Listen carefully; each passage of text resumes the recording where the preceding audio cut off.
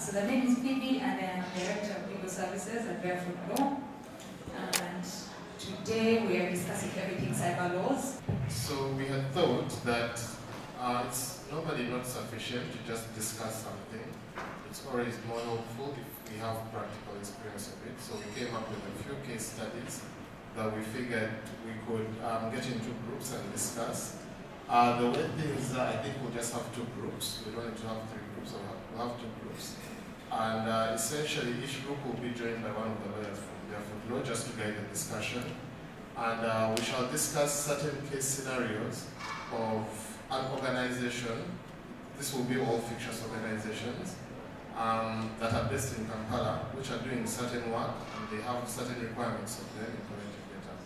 And we shall just discuss internally how is this data supposed to be collected and sorted and maybe even shared with third parties without breaching the law, processes of doing those things, and also what shouldn't be done. Because sometimes we have situations where we're being asked of things that we can't actually do. So we'll have these breakout sessions, we'll have these discussions, and at the end maybe we can have presentations from each group on what the findings were, and further discuss how we deal with data in this changing world, because as you all know, the laws are not finished. Every year new laws come up, and so we expect the environment to change as the technology changes, and it's important for us to adapt with it and also to keep up with those changes. Good morning once again, members. My name is Richard Watoro. I'm from Table 1, and we've been dealing with the case study number 1. For purposes of this discussion, I'm reading it for my senior at law, Ruth, so that she can answer the question there under. Namurungi A is the project manager of Unify the World's N4K project. When the project starts operating, they shall be primarily providing vitamins and mineral supplements to children living in the low-income neighborhood of a couple of cities, including Kampala. These supplements are unique and just got approved for the use. However, in brackets, and this is a bit of internal secret, we should underline that the head of the organization would also like to get information on how the individual children react to the supplements, because there's a lot that they feel they still do not know about the supplements. Namurungi has been told clearly that she needs to track the children she gives supplements to and see if they have any reactions, although her bosses prefer that her team does not notify the children or their parents, that she will be monitoring them for reactions. She's expected to provide 300 children between ages of 2 and 5 with weekly vitamin supplements over the course of 6 months.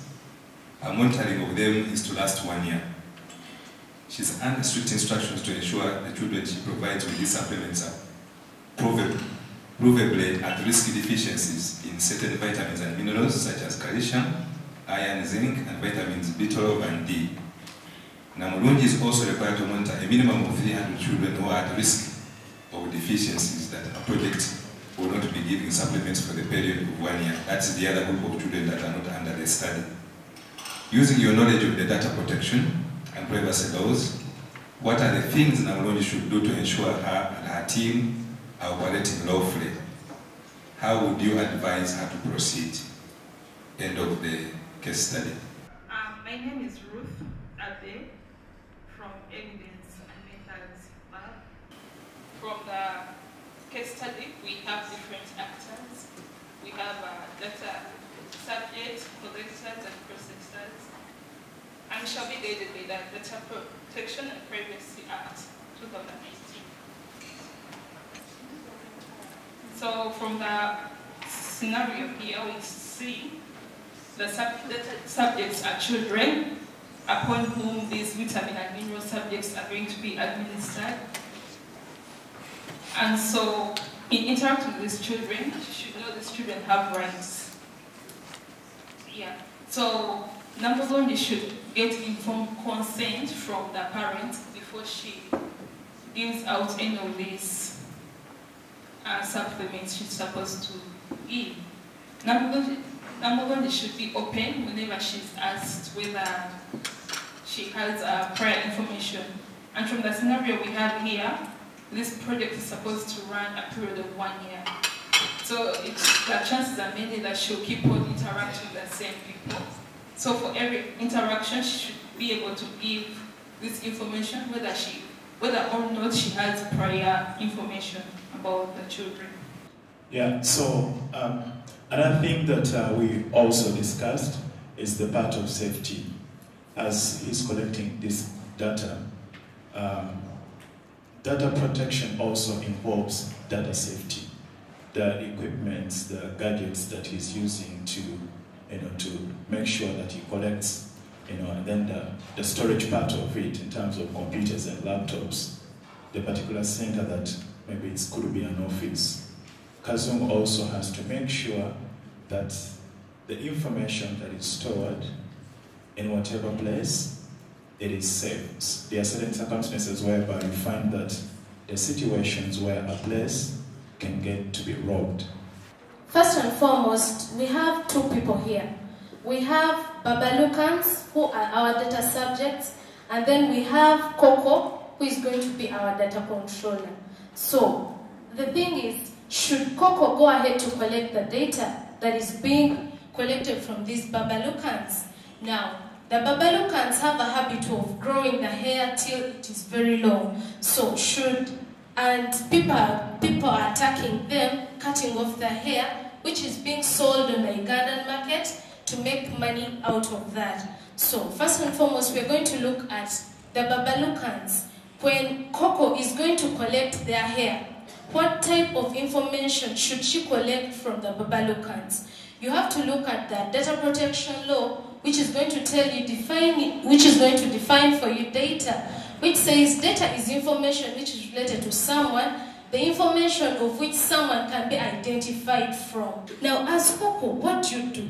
Coco is going to follow particular principles which are recognized internationally. For example, we have the principle of minimization. He has to inform them, he has to follow, not even informing them, he has to follow these principles that the information he's collecting from them, it has to be of a certain, you should not collect more than what you're supposed to get from them. Since the information is for tracking, we don't expect Coco to collect information which is going to be used to advertise them on, to send them messages to buy particular goods on certain apps. So the information he's going to collect, it has to be minimal to a certain standard. Then he has to look at transparency. He has to be transparent in everything he is doing. Like the information he's collecting, he has to inform them. For example, if he's going to share this information maybe with third parties, he has to be transparent to the Babalukans and tell them, you guys, I'm taking your information and I'm giving it to this and this. That is transparency. Good afternoon, everyone. I hope, as everyone has said, you guys ate in Kawa, because we're going to have a very interesting discussion about technology, about innovation, and basically how everything ties together into this report that we're going to launch. So I've already been introduced by Gerald, Bila. I don't need to do that again. I'm talking about the fourth industrial revolution, how it affects each one of you, and how it ties into regulation and the rest. When it comes to the legal side, most times our regulators or our lawmakers will make laws in isolation without either consulting, without understanding the things that we're talking about. Now with the fourth, we're looking at things like artificial intelligence, things like blockchain, things like augmented reality, things like data protection and privacy, drones, and the rest. These are all the things that we're trying to regulate. These are all the things we're trying to see whether our laws actually are adequate and represent exactly what we're supposed to address. Now the reason why we're how we are is because we have evolved. So you may either have humans gaining godlike powers, becoming omnipotent, all-knowing, basically becoming the masters of the universe, or you'll have those powers that will either have the ability to harm, destroy us, or make us obsolete. So let's look at artificial intelligence. It's basically machines being able to do what human beings can do. So they teach themselves, and they're eventually able to perform certain functions. So that's why he's saying, look, if machines are performing these functions, at what point what happens? Who governs these machines? If they go wrong, or if they do something. But you as well. How many of you are going to be obsolete? How many of your jobs are going to be taken? If you have a robot that is performing most of the functions that we should be having. But if you look at the regulations, and then how do you regulate? How do you find out, how do you strike the balance? In a sense that you don't stifle innovation, or you don't stifle creativity, you don't stifle innovation, but as well you're also careful to be able to protect the citizens who are giving out this data either freely or without knowing that they're actually giving away their rights. So these are all the questions that lawmakers face, especially in Uganda. I think all of you know the difference between blockchain and cryptocurrency. But if you're looking at blockchain, as well, blockchain is very different from cryptocurrency. But most governments now use the words interchangeably, in the sense that they'll say blockchain and cryptocurrency are bad and are wrong. But that's not true. Blockchain is a technology that powers cryptocurrency, but it's not necessarily cryptocurrency. In terms of Uganda, we're lucky, by the way. For those of you that I practice or that actually business every day, we have very forward-thinking legislators. Even in Bank of Uganda,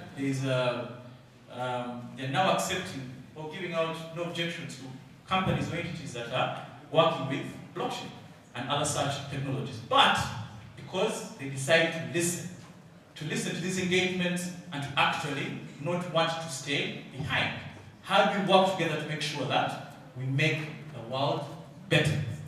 CyberLaws holds a degree in information management and in public international law, and has experience with developing and implementing policies and regulations in areas such as electronic governance services, cloud computing, and cybercrime, while at the same time working for the national government of the Netherlands and the European Commission. He wrote this work in his personal capacity. And one thing I recall about CyberLaws is he's the first person who told me about an electronic person, which I'm sure in the next 5 to 10, probably 20 or 30 years, is something you'll be hearing over and over again. CyberLaws, the floor is yours. I think there's no need to introduce myself again. Gerald already did that. Let me just say that I'm honored to speak here today. I'm glad to be here by this event organized by BarefootLaw, and in particular because this event allows us to present the Cyber Laws report, which is a result of hard work that I carried out when I was working at BarefootLaw, so by me and the colleagues from BarefootLaw, certainly I should say, in particular between October and October 2017 and March 2018. And it is not easy to understand how the legal framework affects behavior of citizens and businesses when they want to operate online. What you read in the law is not always what you get in practice, and behavior, also not online, is not always guided precisely by what the law says and that should happen. As we all know, the use of the internet, the development of the internet, has opened up new opportunities for us as consumers. There's more choice, there's lower prices. So the legal framework for electronic commerce transactions in Uganda is based on a number of more, let's say, conventional statutory acts, including, for example, the Contracts Act from 2006, which already arranged for the principles for conventional contracts, the agreements with a legal effect where there has been an offer and the acceptance of an offer. And this framework together provides for key legal principles. How can an offer and the acceptance of an offer, how can that analogy be applied to the digital world? So for businesses, this framework, amongst other things, includes the obligation to obtain a certification if they want to provide e-commerce services in Uganda. And all these rights and obligations are overseen by a competent regulator, by NITA Uganda. So there's a possibility, for example, to complain. So we already know, following this national IT survey that was carried out by NITA, that only 1.7% of Ugandans ever made a purchase online. And this will probably not have been better when the legal framework was enacted in 2011. As some of you may know, personal data has been branded as the new oil for our economy. Entire new business models are based on the processing of personal data. It raises the question, how important is personal data and how should it be protected? The legal framework in Uganda used to be quite basic. There is the 1995 Constitution of Uganda. It awards the right to privacy. But what that really meant since 1995 was not that clear until recently, because in 2019, Ugandan Data Protection and Privacy Act came into force. And this provides for detailed rules and a significant boost of your privacy as a Ugandan citizen.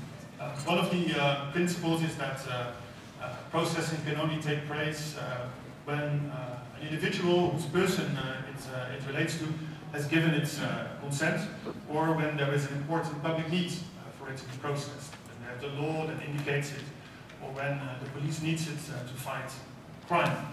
So besides the obligations, the Act also provides for rights. Rights for individuals whose personal data is collected or processed. So-called data subjects, you and me. All of our personal data is being collected and processed. Provided that this is all taken care of, that we have a better understanding of the functioning of cyber laws, evaluated cyber laws, repaired inconsistencies, the level of awareness is appropriate, then the government should step up its enforcement actions. Where rights and obligations are created, they should be respected. E-commerce certifications should take place if they are necessary. Complaints, when they are made about personal data protection, should be pursued. And this should be done, I think, in a transparent manner to make sure that everyone is aware that there is a regulator that you can trust.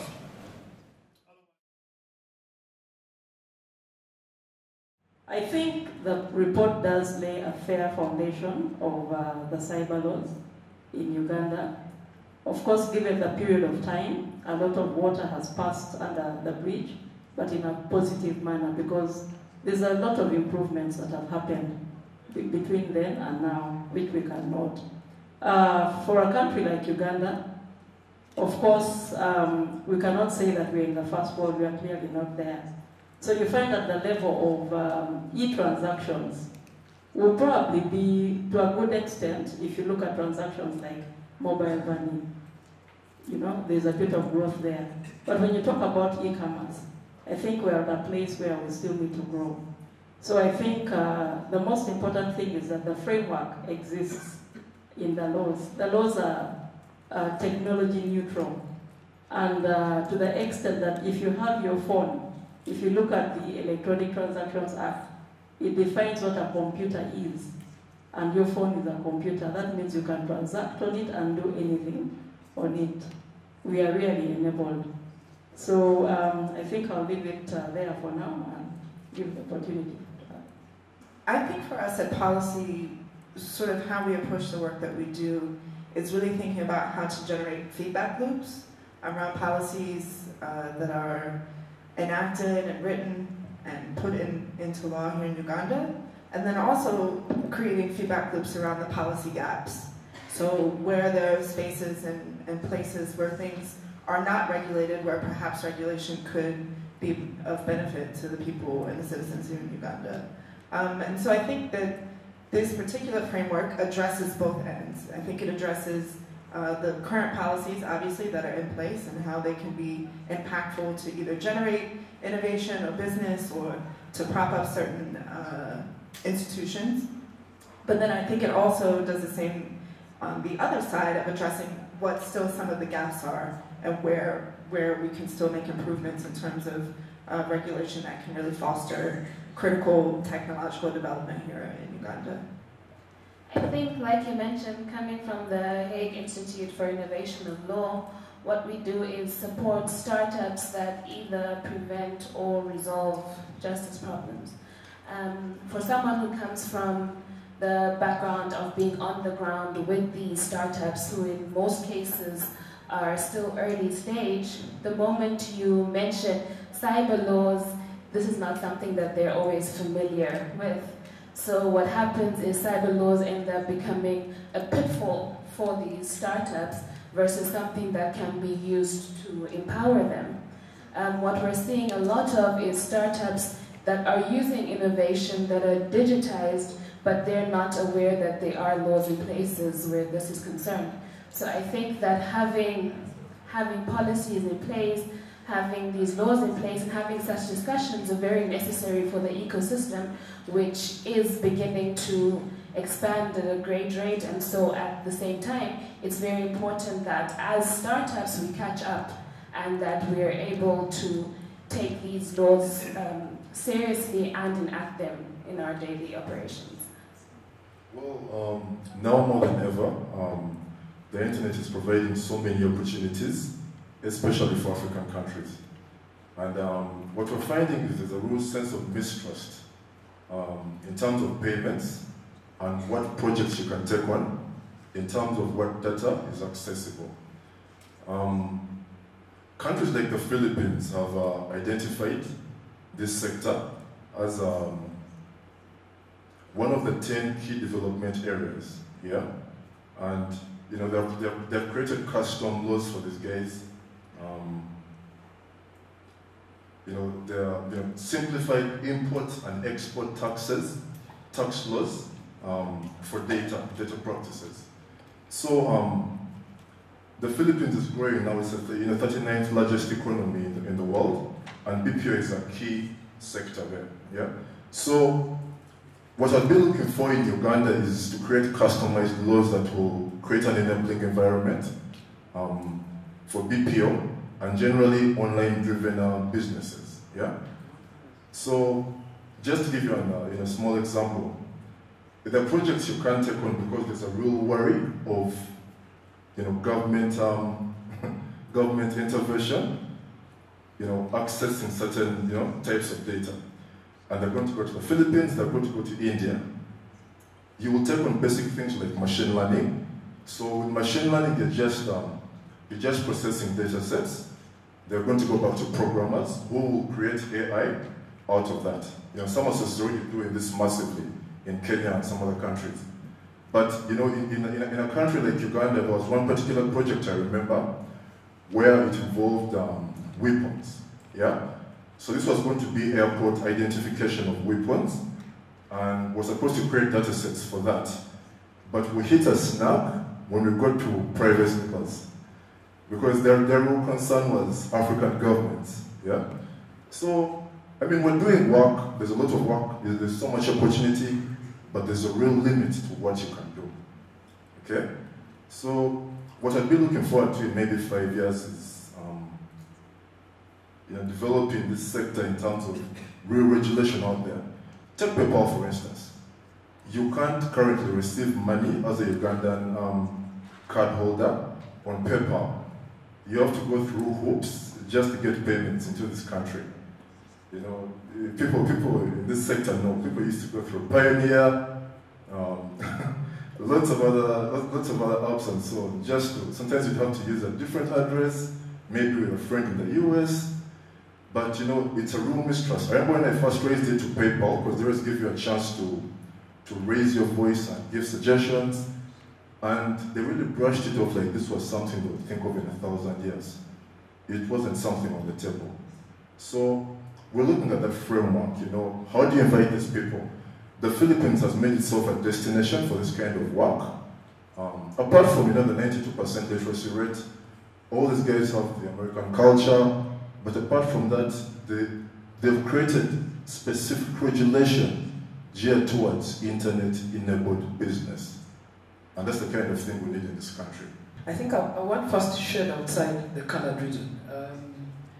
Whatever the cyberspace has provided for, it has also excluded. So whilst we have what you'd call a lax and perforating cyberspace, you have areas where access to basic internet is a problem. And because much of the investment into cyberspace in Uganda has been private sector led, government has very little effort. So you have urban areas which have quick access to the internet, and you can tell it in the quality of education for students coming out of urban areas. You can tell it in the quality of access to social services, and also generating of elite consensus, or the things that matter for the country are easy for those who have access to the internet. Or you tend to think that the things that happen on the internet then are the things that matter. But there's a whole world that is excluded from this access by basic lack of infrastructure, which again is a policy failure at the top level. So part of our duty in telling the story is also to tell the story of those that are left out by this investment into cyberspace. But now inside the cyberspace itself, as journalists, as newsrooms, our biggest problem has been access to data. Access to data. There's a lot of troves of data, which should be public data, that are just being held in government offices. Even in private offices, there's private offices which access what you call public data. They don't want to release it. And we see this a lot with universities, for example. We ask universities about their intakes year in, year out. And these are things that are available in the cyberspace. And these are data sets that are not willing to hand over to us. And yet it's public information. I remember in 2014, we asked churches to give us access to data on people that come into church, or the offertories that are given into church. But we didn't get that kind of data, but those data sets should be public data sets. So we are concerned that even inside the cyberspace, there is a problem with access to data. But things are not all that bad. I like the things that NITA is doing, not just because they are partners at NBS, but because we've had a real chance to work with them and see what they're doing internally. And maybe telling, part of telling our stories is also to bring those stories that are not told and hold these guys to account. And by holding them to account, then we can have a more democratic cyberspace.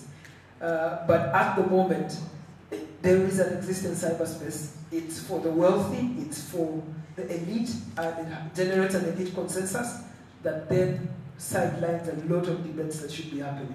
Yeah, how do we widen our embrace so that we're really listening in and taking into account all the recommendations or suggestions, but also all the realities on the ground that our laws create? And how can we work with government to make sure that our laws are really as inclusive as possible, as they're being enacted or as they're being thought through? Thank you. As we may know, of course, the process of policy development and legislative development or developing a law involves what they call stakeholder consultation. Now, everybody in this room is a stakeholder. I think one of the challenges is that at the point of involvement, at times we do not respond to the extent that we should. So even when there's a call for stakeholder engagement, you may find that the turnout may not be as good as you expect it to be. So I think we would call for more active participation on the part of the participants, on the part of especially those that are mostly affected by this law, so that at the time of development they are involved. I think as Raymond, my colleague on the panel, mentioned, there is great collaboration with the NBS on getting the public to know what NITA is doing. For example, if you talk about, you allow me to just mention what Daniel said. For the data protection and privacy law, for example, there was wide consultation, and some people in this room may know that it took some time because it actually went through 2 parliaments, okay, for it to get where it is now. But within all that time, there was sufficient time for consultation, and we ought to have consulted. But the good news, though, say to answer what the concern Daniel raised about mistrust, is that the law was drafted in consideration of international laws on data protection and privacy. So I encourage us to implement it, find ways of protecting data, because the international world will only do with you business if they know that as a country you have strong laws on data protection. So that's what I'd like to say. But it's going to take a while to change the image of Africa and African governments. Irrespective of what laws we draft, we have to put out a massive front, in terms of the message we're sending out, yeah? And that's basically telling people that your data is safe in this country, yeah? So I think right now it's just a practice, the laws exist, and something else, yeah? I think we should focus less on data protection laws, yeah? Because those exist and they're going to take a while to implement in terms of the image we're sending out. But we should focus more on enabling environments. Let me give you an example. So for example, right now, the simplest way to send money to this country via e-commerce or an internet-enabled business is via a bank wire, yeah? The problem is there's always massive probing as to what kind of businesses this is, yeah? So brick and mortar businesses operate differently from purely internet-enabled businesses.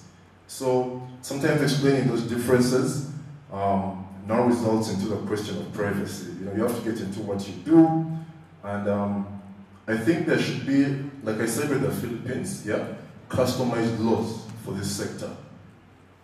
That's what we need in this sector. So when we have that, people will be more forthcoming with projects. They'll have more peace of mind and trust in certain things with African countries. But thank you for the legislation. I just want to respond. Data protection is not an African government's problem alone. In any case, the least worries in African governments. I think the biggest enablers for violations of data privacy have been governments that are not even from Africa. Yeah. But again, if we're going to talk about particularly the privacy of data online and the privacy of citizens' data, then it can't just be only for cyberspace. It also has to go back to the brick and mortar, because my national ID is data that's readily available now to almost everyone. My SIM card data, lately I've just discovered that my SIM card data is also shared with, for example, companies like Jumia, so they can target me for marketing. And it might look innocent, but I just don't know who's targeting me and why they're targeting me. So I think that for data privacy to happen, the laws cannot just be only for the cyberspace. They also have to be for outside of the cyberspace.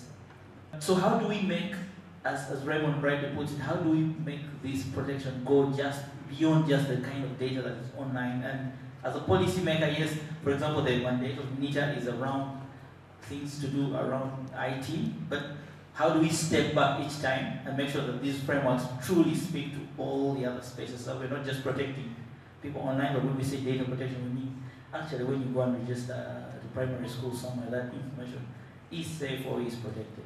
That's where I wanted to get in with you for the second round of questions. Thank you. I just wanted to make a comment just before that, because somebody mentioned enabling framework from a government perspective. I think what is important to note is, and someone mentioned also access to government information. I think what is important to note is that NITA and the ministry are establishing a framework for system integration for all MDAs, and MDAs are ministries, departments, and agencies, so that they are then able to share their information at a level, of course, through the data protection principles and all, to a level that is accessible within those requirements. Okay, that would make, I think, if we have read the Doing Business Report 2020, we know that the performance of Uganda improved. Okay. It did. So that has been through deliberate action to review laws, to review licenses, and to review all the frameworks that support. That is one. Now, in terms of the question that you raised, I think what is important is that we need to ensure, from a user perspective, first of all, as users, by the way, individual users, that we understand the frameworks. Of course, from a NITA perspective, from a government of Uganda perspective, you cannot even underscore the importance of the awareness. That has got to happen. But from individual users, how do we even protect our own data? When you look at social media, the level to which we, put data out there, okay? Of course, you begin by regulating yourself before anybody even begins to regulate you. So it's really important. So by the time government comes in, we need to ensure that we also have responsible use of our data. I don't know whether I have sidetracked, No, you actually touched on it quite well. So yeah. Okay. We should be clear on that. I just wanted to add that cyber laws, like any other law, cannot exist in a legal vacuum. And the moment you do that, you're automatically excluding so many people. And if you want to look at having inclusion, you also need to look at basic human rights that are involved in this as well. I think something that Chabe mentioned earlier was that behavior is not always guided by what the law says. So just because there is a law in place doesn't necessarily mean that the people who it's meant to work for, it's meant to protect, necessarily reflect the laws that are in place. So that's another perspective. You have to look at it from a people-centered perspective as well. I think from a regulator perspective, the most important thing is that a framework has been set, the enabling environment. And 10 years down the road, yes, but as providers especially, let us take advantage of this. As we do our part from a regulatory perspective, you are the people that we can work with the most as our champions, because if you do not do this, then the regulations are there for nothing. Thank you. Thank you, thank you, thank you, thank you so much. Thank you, Caroline, thank you, Shana, thank you, Rita, thank you, Daniel, and thank you, Raymond. A round of exclusive applause for such an engaging panel, and thank you also for listening in and having the great questions, and for keeping your round 2 of questions for the panel once we go out there. I'm going to hand over, because it's not over really, I'm going to hand over to Phoebe now to just give the closing remarks, but I will invite my panel that I brought on to stage to share the other more comfortable seats away from the spotlight. And thank you once again. I've been asking myself, when exactly to give the closing remarks? And I would like to say one thing before I invite Timothy. Is Timothy? Yeah. I would like to invite Timothy Kakuru, who headed the organization on our part, to give the closing remarks and recognitions. But like Phoebe said, it's not the end, it's only the beginning. Let's proceed to create an environment where cyber laws are an enhancement to economic growth. And what we presented today is an eye-opener. Of course, a lot more will be done. Thank you, Chabe. And I would like to extend appreciation to the partners, clearly indicated on the poster, BarefootLaw, Digital Human Rights Labs, Future Challenges, betterplace Lab, and of course supported by GIZ.